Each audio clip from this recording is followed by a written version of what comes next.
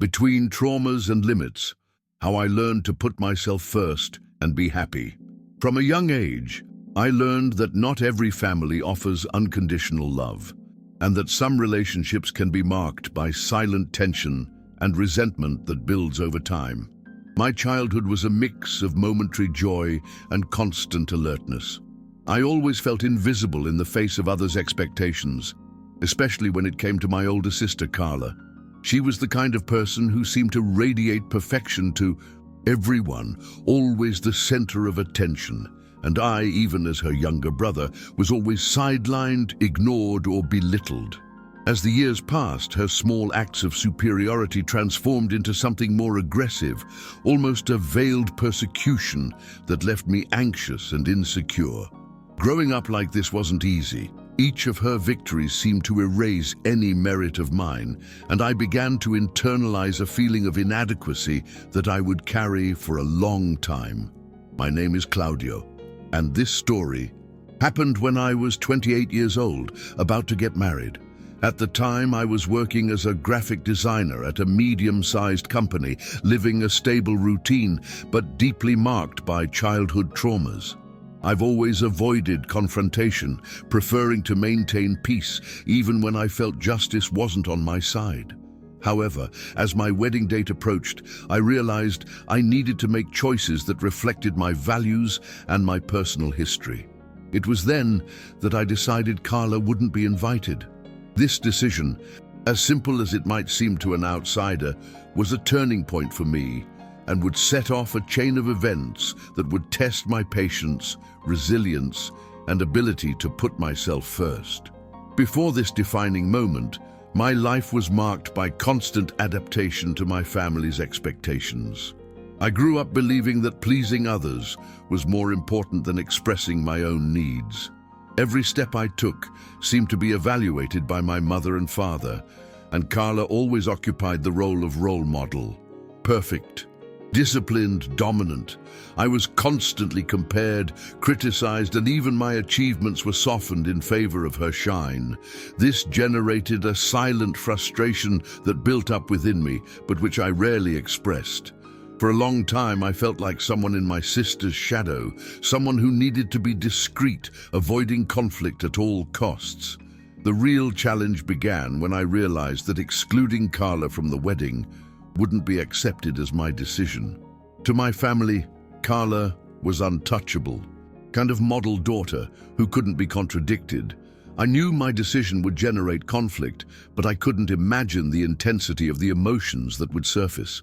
Every call, message, and comment from family members was filled with expectation and judgment.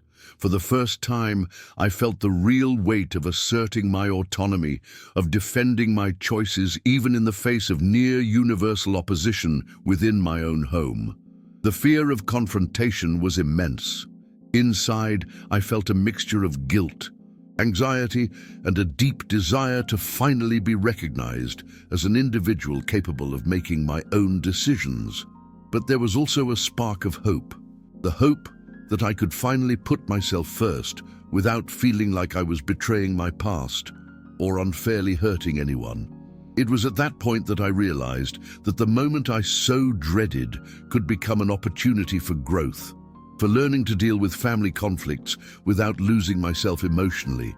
The journey of overcoming myself began at that moment, even if I didn't yet fully understand what it would mean for me. When I decided to keep Carla out of my marriage, I didn't expect the storm to begin so quickly. At first, it was just subtle, indirect messages, ambiguous comments from my mother, disapproving looks from my father, but soon everything intensified. Carla didn't accept the decision quietly. She began calling incessantly, sending messages that mixed fake tears with accusations of injustice. Every attempt at dialogue turned into emotional manipulation. She recalled episodes from my childhood, increasingly distorted, as if I had always been the aggressor. I felt my heart tighten with each call, a mixture of anger, guilt, and sadness that paralyzed me.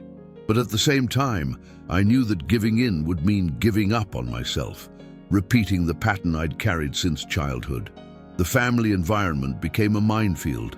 Every conversation with my parents became a test of patience and emotional resilience. They, accustomed to prioritizing Carla, pressured me in subtle and sometimes overtly aggressive ways, trying to make me feel wrong. My mother cried.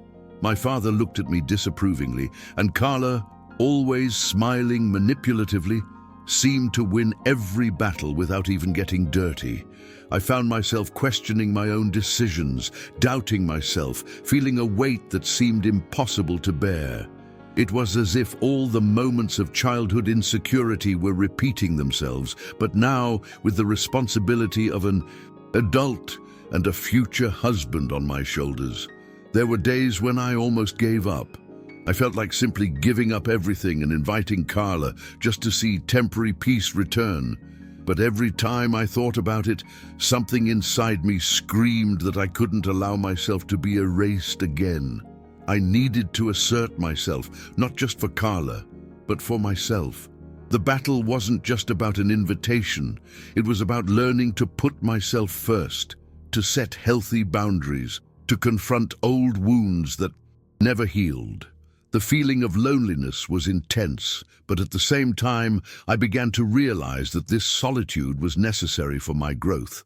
Amidst all this pressure, I began to reflect on the origins of my fear and guilt. I realized that for years, I had internalized the idea that pleasing others was more important than respecting myself. Carla had been the center of attention, and I had grown accustomed to living in her shadow.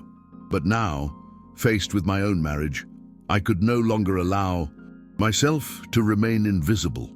This awareness brought me some relief, however small, a faint light that indicated there was a way out, that I could change the narrative of my own life.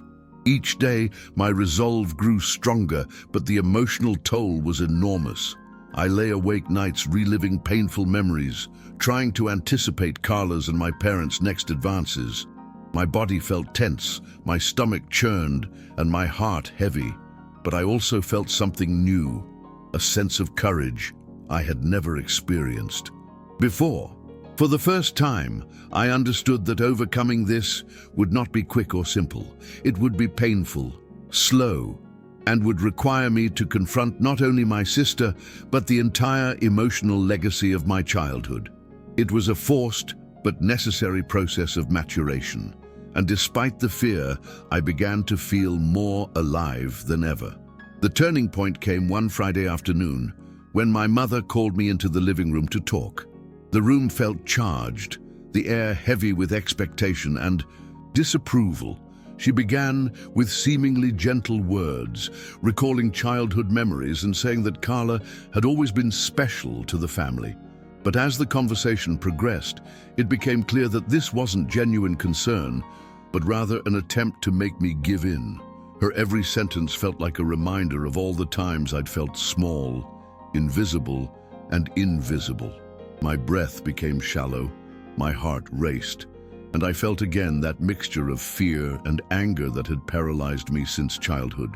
In that moment, I realized the real challenge wasn't Carla or my mother's manipulation, but myself. My mind began to revisit years of silent submission, moments when I'd let others define my happiness. There was an inner voice telling me to give in, to avoid conflict, to go back to being the obedient son.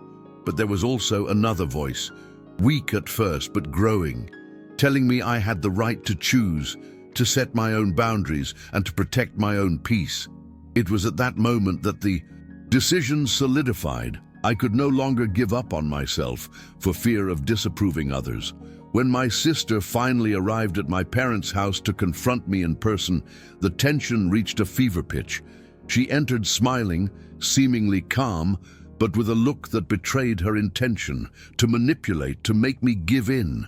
I felt my throat close, my body tremble, but surprisingly, I managed to stand my ground.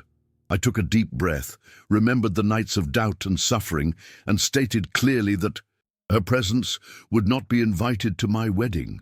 The words came out more firmly than I expected, and a heavy silence filled the room. My sister was shocked, and so were my parents. For the first time, I realized the power of asserting my boundaries, The confrontation brought a wave of unexpected emotions, relief, fear, and a pang of guilt. I knew many would criticize me, accuse me of selfishness, but for the first time, I felt I was being true to myself. The internal struggle had been more intense than any external confrontation, and I emerged from that moment with the feeling that, despite the discomfort and the judgment of others, I had finally earned something precious, my own respect. From that day on, something changed within me. It wasn't a miraculous transformation, but a concrete realization. I had the right to live my life according to my choices, even if it meant facing resistance and disapproval. I began to feel I could break free from my sister's shadow and the constant expectations of my family. The courage that emerged in that moment became the foundation for my overcoming, allowing me to face the following days with greater determination, clarity, and self-confidence, even though I knew the road ahead would still be full of challenges. After the confrontation, the following days were intense and at the same time revealing.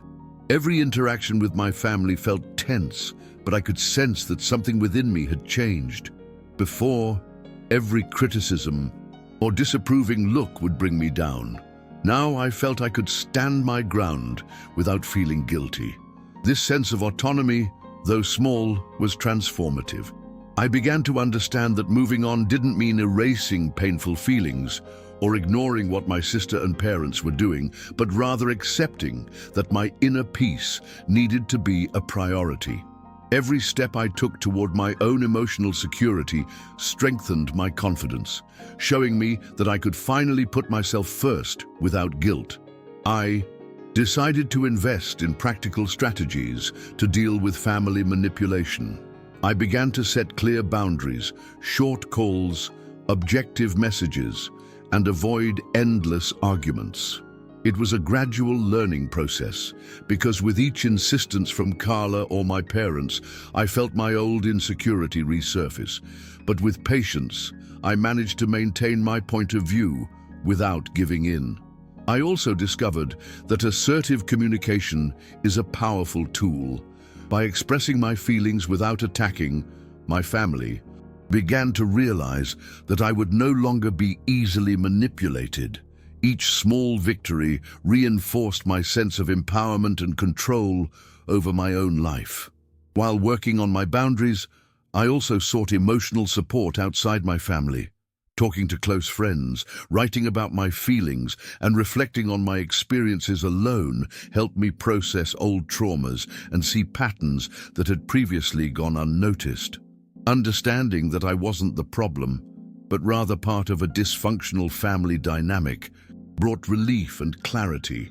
Gradually, I began to feel less overwhelmed and more able to deal with conflicts in a balanced way. A crucial aspect of this overcoming was learning to forgive, not my sister or my parents, but myself. For years, I carried guilt and self-judgment, believing I should always give in and maintain harmony, even if it meant ignoring my own needs. Learning to forgive my choices, my failures, and my fears was liberating. I realized that the strength to overcome didn't come from defeating everyone around me, but from not losing myself in the process. Every conscious decision, every resistance to manipulation was proof of growth and autonomy. Throughout this period, I realized that overcoming grief is an ongoing process. It doesn't mean the pain disappears completely, but rather that I've learned to manage it healthily. Today, I feel my life has begun to balance in a tangible way. I can look to the future with serenity, make important decisions without being paralyzed by fear of disapproval, and maintain family relationships, even challenging ones, without sacrificing my peace.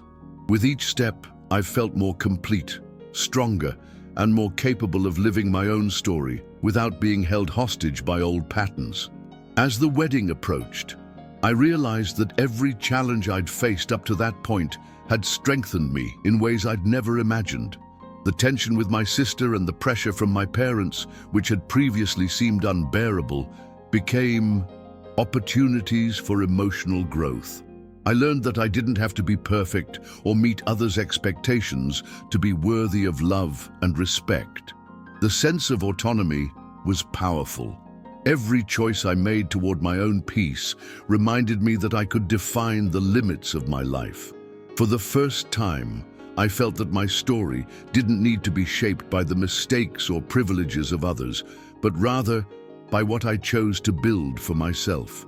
The wedding day was emotional and intense. As I walked down the aisle, I realized that every hardship I'd faced had prepared me for that moment. Carla's absence, which had previously caused me anxiety, now symbolized my ability to overcome toxic family patterns and maintain my integrity. I felt a mixture of pride, relief, and genuine joy, knowing that even in the face of resistance, I had managed to establish my autonomy. Every smile from the guests and every word of support reinforced the feeling that I was finally living according to my choices, and not just reacting to others' expectations. After marriage, I noticed that my relationship with my family changed subtly but significantly. There were still occasional conflicts and arguments, but I no longer felt trapped by them. I discovered that the true power of overcoming challenges lay in not allowing past patterns to define my present actions. I learned to value my voice, my choices, and my emotional autonomy. This awareness became an anchor in my life, allowing me to handle future situations with greater serenity and confidence without giving up who I am. Reflecting on the entire journey, I realized that overcoming adversity isn't a one-time event, but an ongoing process of self-discovery, facing fears and personal affirmation. It's not about eliminating pain, but about learning to live with it healthily, recognizing our limits and our inner strength. Each obstacle I faced taught me something valuable about resilience, patience, and courage. Today, I can look back without regret, knowing that I did the best I could with the emotional tools I had at the time, and proud of how I stayed true to myself. Today, by sharing this story, I want others to know that it's possible to break cycles of manipulation and family oppression without losing humanity or empathy. True overcoming comes from the courage to face one's own story, to acknowledge our vulnerabilities, and to make decisions that prioritize our peace and well-being. Wounds still exist, but I've learned that they don't define my worth or my ability to be happy. Life goes on, and each conscious choice reinforces the feeling that, even in the face of painful obstacles, it's possible to bounce back and build a story of strength, autonomy, and self-love.